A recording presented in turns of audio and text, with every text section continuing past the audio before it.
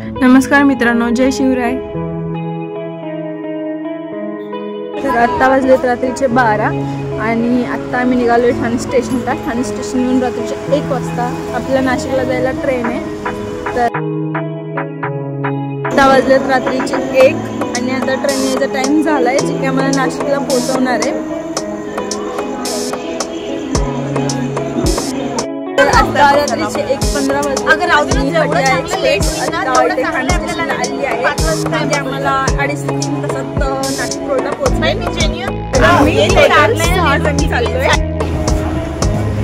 सेजल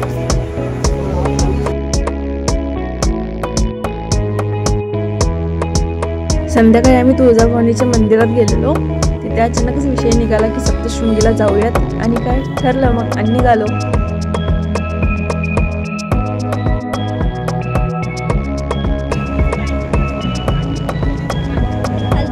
सगळ्यांनी ट्रेनमध्येच बसून मेहंदी काढली।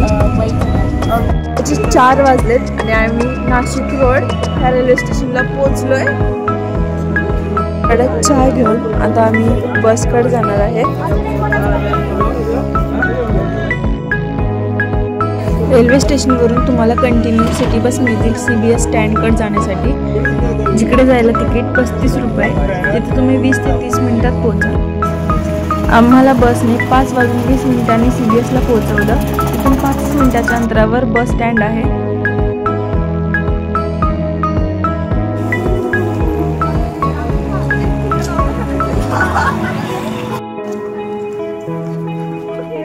इथून तुम्हाला प्रत्येकी अर्ध्या तासाने गडावर जाण्यासाठी ई-बस मिळेल, ज्याचं तिकीट 100 रुपये आहे। गडावर पोहोचण्यासाठी 1.5 तास लागतो। आम्ही 7:15ला गडावर पोहोचलो। तिथे जवळच एक भक्तिधाम आहे, तिथे जाऊन तुम्ही फ्रेश होऊ शकता। गडावर जाण्यासाठी तुम्हाला 2 मार्ग आहेत, एक रोपवे आणि दुसरा पायरी मार्ग।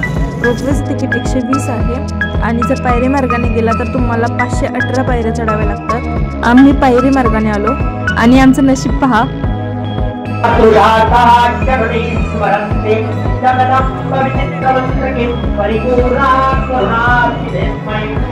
सकाळी 9 वाजता सुरू होणारी आरती आम्हाला गाभाऱ्यात उभं राहून मिळाली।